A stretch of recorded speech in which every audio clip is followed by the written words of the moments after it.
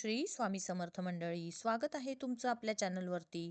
प्रेक्षकांनो, घरोघरी मातीच्या चुली या मालिकेच्या आजच्या एपिसोडमध्ये जानकी जेव्हा या राहुलवर आरोप करते की त्यानेच विक्रांतचा खून केला, तेव्हा तो मात्र सांगतो की मेलॉर्ड या काही बोलतायत, आणि जर असं असतं तर मग त्या हातोडीवर माझ्या हाताचे फिंगरप्रिंट असते ना.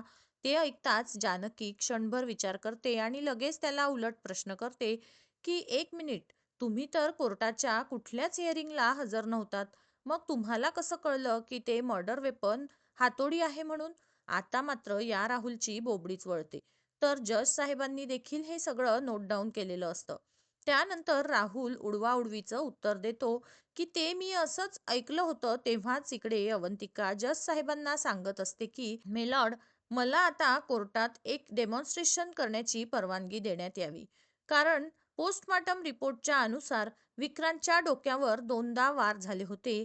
एक त्याच्या डोक्यावर आणि दुसरा वार त्याच्या टाळूवर, जो की एका हेवी ऑब्जेक्टने केला होता, म्हणजेच हातोडी. म्हणूनच आता माझ्या वतीने जानकी रणदिवे कोर्टात एक डेमॉन्स्ट्रेशन करून दाखवतील, ज्याने सिद्ध होईल की विक्रांतचा खून राहुलनेच केला आहे आणि माझ्या अशील शर्वरी निर्दोष आहेत. तेव्हा जज साहेब देखील ही परवानगी देतात. तर थोडा वेळ उलटून जातो आणि जानकीने कोर्टात एक पुतळा उभा केलेला असतो. ती सांगू लागते की समजा हा विक्रांतचा पुतळा आहे आणि काही क्षणासाठी आपण गृहीत धरूया की शर्वरी हिनेच विक्रांतच्या टाळूवर वार केलाय. तर आता इकडे अवंतिका सांगत असते की मिलॉर्ड, मी शर्वरी हिला पुढे येण्याची परवानगी मागते. तेव्हा जज देखील ती परवानगी देतात. त्यानंतर शर्वरी पुढे येते आणि आता तो हातोडा हातात घेते. जानकी तिला सांगते की शर्वरी, या पुतळ्याच्या टाळूवर वार करा. तेव्हा पाहता इकडे सर्वच जण नजरा रोखून असतात. शरू तो हातोडा हातात घेते, पुढे होते आणि या पुतळ्याच्या टाळूवर मारण्याचा प्रयत्न करत असते, परंतु तिची उंची तिथपर्यंत पोहोचतच नाही. त्यामुळे अखेर शर्वरीवर या तटांचा उंचावून उड्या मारत मारत जोराने या पुतळ्याच्या टाळूवर वार करण्याचा पुन्हा पुन्हा प्रयत्न करत असते. सर्वच जण हे नोट डाऊन करत असतात. अखेर शर्वरी थकते, तिचे हात पार गळून जातात. तेव्हाच आता जानकी सांगते की जज साहेब, आपण सर्वांनीच पाहिलं की शर्वरी ही पुतळ्याच्या टाळूपर्यंत तितक्या फोर्सफुली वार करूच शकत नाही आणि ती टाचा उंचावून वार करत होती. असं असल्यास आपण पुन्हा एकदा प्रयत्न करूया. त्यामुळे ती आता शर्वरीला सांगते की तुम्ही एकदा मागे जा आणि धावत येऊन पुतळ्याच्या टाळूवर वार करण्याचा फोर्सफुली प्रयत्न करा. शर्वरी ताकद लावते. ती आता पुतळ्याच्या मागे होते आणि धावत येऊन जोराने मारण्याचा प्रयत्न करते. परंतु पुन्हा एकदा हे फेल होतं. म्हणजे तिचा हात टाळूपर्यंत पोहोचतच नाही. त्यानंतर जानकी तिला सांगते की तुम्ही कठड्यात जाऊ शकता. शरू पुन्हा कठड्यात येऊन उभी राहते. जानकी कोर्टात सांगत असते की आपण सगळ्यांनीच पाहिलं, वारंवार प्रयत्न करून देखील शर्वरी या पुतळ्याच्या टाळूपर्यंत तितक्या फोर्सने वार करू शकत नाहीये, ज्या फोर्सने विक्रांतच्या टाळूवर वार झाला होता. मेलॉर्ड, कोर्टात विक्रांतच्या पोस्टमॉर्टमचे जे रिपोर्ट सादर केलेले आहेत त्यात अतिशय स्पष्टपणे लिहिलेलं आहे की विक्रांतच्या टाळूवरची जखम इतकी खोल आहे की आपल्याला फोर्सचा अंदाज येऊ शकतो आणि शर्वरी हा तेवढा फोर्स लावू शकत नाही. यावरून हे स्पष्ट होत आहे की शर्वरी हिने विक्रांतला मारलेलं नाहीये. त्यामुळे विक्रांतचा खून ही अशीच व्यक्ती करू शकते ज्याची विक्रांत इतकी हाईट आहे किंवा त्याच्यापेक्षाही जास्त, असं म्हणत ती राहुलकडे पाहत असते. तिच्या बोलण्याचा रोख ओळखून ॲडव्होकेट देसाई ऑब्जेक्शन घेतात आणि सांगतात की आता ॲडव्होकेट अवंतिका कोर्टात काहीही प्रात्यक्षिका कसं आदर करणार. तेव्हाच इकडे स्क्रीनवर उपस्थित असलेली अवंतिका सांगत असते की अजिबात नाही मिलॉर्ड, मी हे डेमॉन्स्ट्रेशनचं यासाठी दाखवलं होतं की विक्रांतच्या टाळूवर जो वार केलाय तो अतिशय हेवी ऑब्जेक्टने, आणि जे मर्डर वेपन सापडलं होतं त्याला देखील विक्रांतच्या टाळूचा काही भाग चिकटलेला होता. यावरून हे स्पष्ट होतंय की वार करणाऱ्याने पूर्ण फोर्सफुली, पूर्ण ताकदीनिशी त्याच्यावर वार केला. जज देखील अवंतिकेचं म्हणणं ऐकून घेतात आणि या देसाई मॅडमला खाली बसायला सांगतात.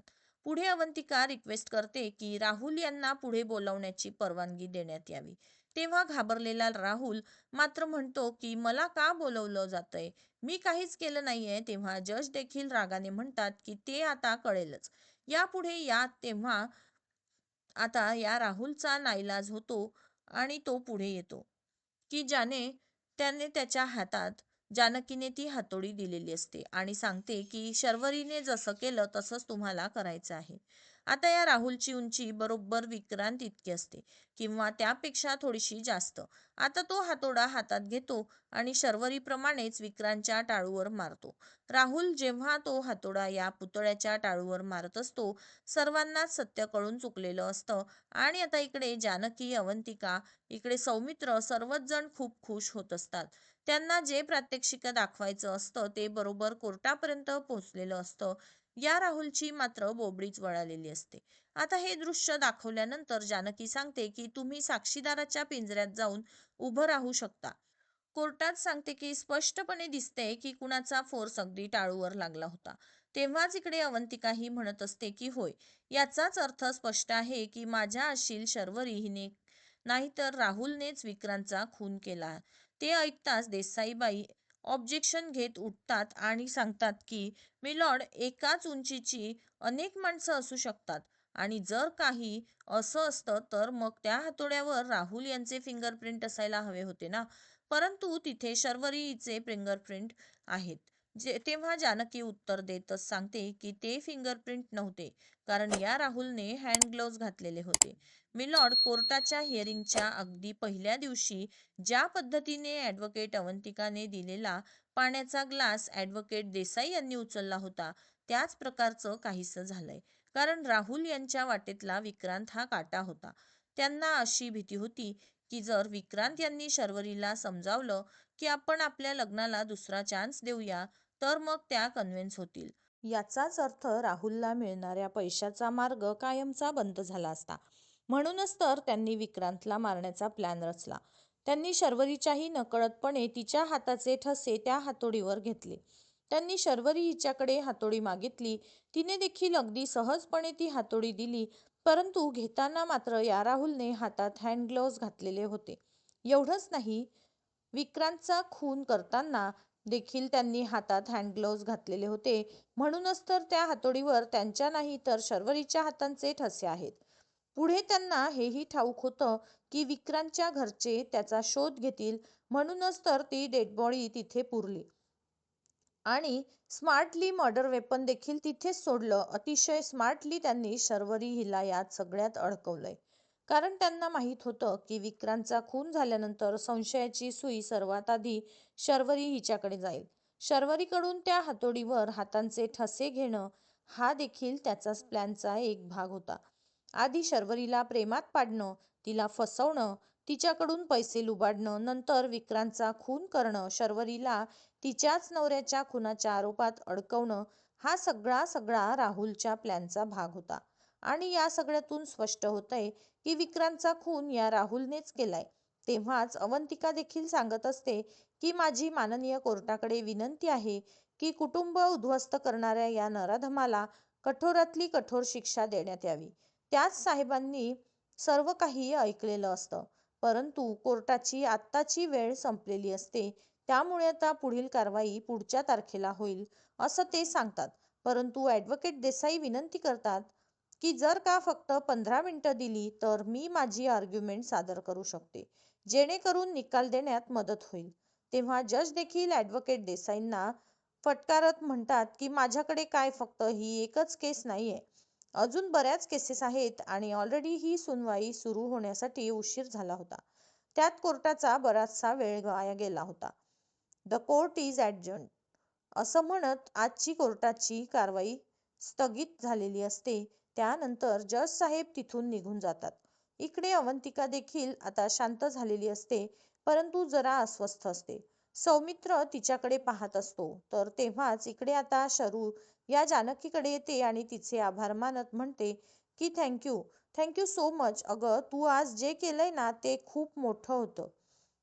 मी तुझ्याशी आजवर कितीदा भांडले, तुझ्याशी वाद घातला, परंतु तू मात्र आज जे केलंय ना. तेव्हा आता जानकी सांगते की वंश, अहो, आपल्या माणसांना कोणी थँक्यू म्हणतं का? आणि मला खात्री होती ना की तुम्ही निर्दोष आहात. तुम्ही असं काहीही करू शकत नाही. फक्त आता थोडी कळ सोसा. मला खात्री आहे पुढच्या हिअरिंगला तुमची निर्दोष मुक्तता होईल.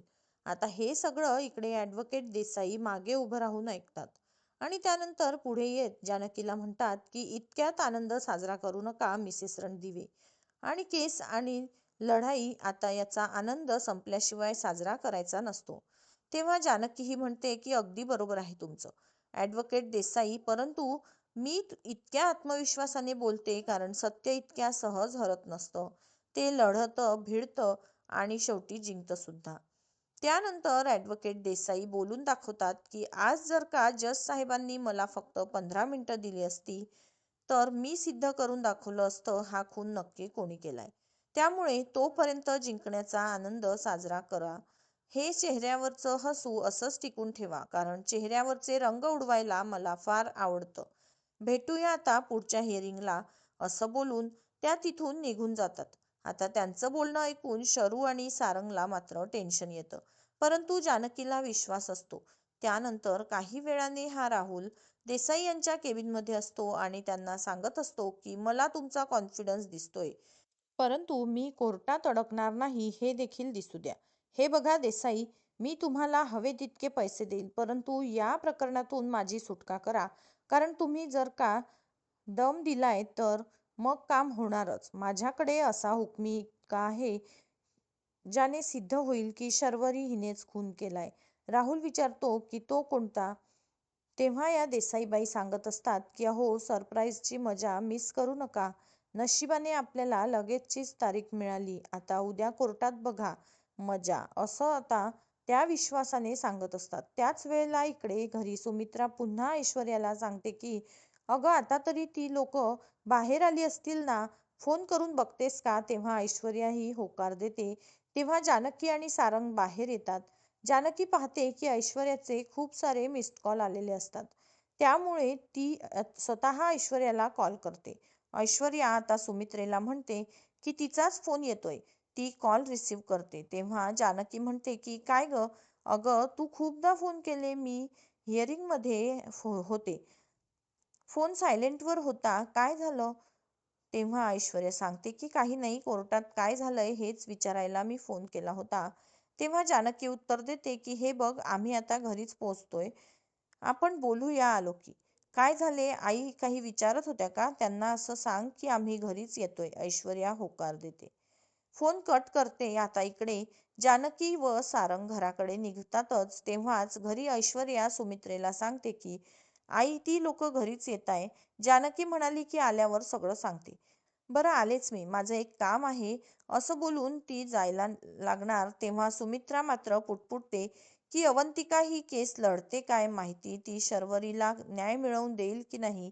आता ऐश्वर्या हे ऐकते आणि आश्चर्यानेच म्हणते की आई हो हे काय बोलताय तुम्ही, तुमच्या सुनांवर थोडा तरी विश्वास ठेवा. तेव्हा सुमित्रा म्हणते की अगं ज्या अवंतिकाने नाना गेल्यानंतर गोडाचं करून खाल्लं तिच्यावर विश्वास ठेवू. तेव्हा ऐश्वर्या तिला आठवण करून देते की आई अवंतिका प्रेग्नंट आहे आणि तिने तो शिरा केला नव्हता तर जानकीने केला होता, कारण अवंतिकाला तेव्हा शिरा खाण्याची इच्छा झाली होती. हे सगळं काही मुद्दाम केलं नव्हतं आई. हो ती गोष्ट तुम्ही अजूनही मनात ठेवून आहात. तिकडे जानकी आणि अवंतिका तुमच्या मुलीची निर्दोष मुक्तता व्हावी यासाठी झटतायत आणि तुमचा मात्र अवंतिकावर विश्वासच नाहीये. आई अहो तुमच्या सख्ख्या मुलाने त्याच्या सख्ख्या बहिणीची केस लढायला नकार दिला, परंतु तुमची सून तिच्या बाजूने उभी राहिली, यासाठी तर तुम्ही अवंतिकाचं कौतुक करायला हवं.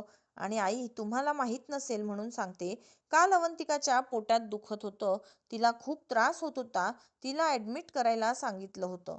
त्याही अवस्थेत ती हेच म्हणत होती की नाही, मला कोर्टात जाऊन शर्वरीची केस लढायची आहे म्हणून. अहो इतका त्रास होत असताना ती तुमच्या मुलीचा विचार करते आहे आणि तुमचा मात्र तिच्यावर कण मात्र विश्वास नाहीये. अहो मला देखील कोर्टात जायचं होतं, पण जानकी मला म्हणाली की आईंजवळ थांब. अहो त्या दोघीही या घराचा तुमचा इतका विचार करताय आणि तुमचा त्यांच्यावर जराही विश्वास नाहीये. असं म्हणत ऐश्वर्या सुमित्रेची कानउघडणी करते. तेव्हा सुमित्रा मात्र वैतागतच म्हणते की पुरे झालं, हे बघ मला उगीच शहाणपणा शिकवू नकोस. गप्प बस. तेव्हा आता ऐश्वर्याही मागे हटत नाही. मी का गप्प बसायचं?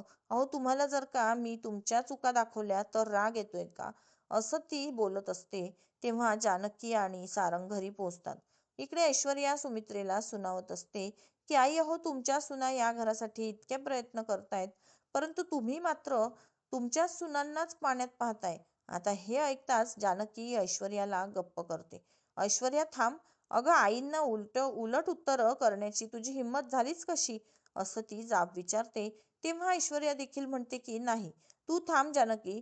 जानकी अगं तू यांच्यासाठी काय काय नाही केलं, रादर अजूनही करतेच आहेस, परंतु तुला नावं ठेवताना यांना कसं काहीच वाटत नाहीये, असं ऐश्वर्या बोलते. तेव्हा जानकी तिला म्हणते की बस झालं, हे बघ तू शांत राहा आणि तुझ्या खोलीत निघून जा. त्यानंतर जानकीच्या सांगण्यावरून सारंग ऐश्वर्याला खोलीत घेऊन जातो. तर सुमित्रा मुकाट्याने खोलीकडे जाणार तेव्हा जानकी म्हणते की आई ऐश्वर्या जे काही बोलली, ज्या पद्धतीने बोलली ते चुकीचं होतं. तुम्ही फार मनाला लावून घेऊ नका. हवं तर तिच्या वतीने मी माफी मागते. परंतु सुमित्रा गप्प राहते आणि निघून जाते. मंडळी, आजचा एपिसोड इथेच संपतो. तर पुढील भागात राहुल विचारत असतो की तुम्ही केस जिंकण्यासाठी काही स्ट्रॅटर्जी वापरताय की नाही. तेव्हा ॲडव्होकेट देसाई मात्र सांगतात की सगळ्या स्ट्रॅटर्जी सांगायच्या नसतात, तर काही वापरून दाखवायच्या असतात. आणि आता हिच्याच प्लॅनमुळे एक मुलगी जेलमध्ये आलेली असते.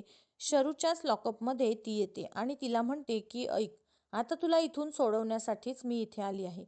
शरू घाबरूनच विचारते की पण तुला मला का सोडवायचंय? त्याच वेळेस इकडे घरी ऋषिकेश परत येतो. जानकीकडून त्याला आता सगळे अपडेट्स मिळतात. तेव्हा तो बोलतो की याचाच अर्थ शरूची सुटका होईल. परंतु जानकी मात्र कासावीस होऊन म्हणत असते की नाही, मला खूप अस्वस्थ वाटतंय. हो, असं वाटतंय की काहीतरी गडबड आहे. तेव्हाच इकडे आता ही मुलगी या देसाईबाईंच्या प्लॅनमुळे शरूला पुन्हा एकदा अडकवणार असते. शरू तिच्या बोलण्यात अडकेल का? नक्की ती कोण आहे याची शहानिशा न करता काही चुकीचा पाऊल उचलेल का? आणि आता जानकी या सगळ्यांना कसं सामोरं जाणार? मंडळी, अखेर या केसचा निकाल लागेल कसा? राहुलने नानांना मारलंय हे समोर कसं येणार? हे सगळं पाहणे अतिशय उत्सुकतेचं ठरणार आहे.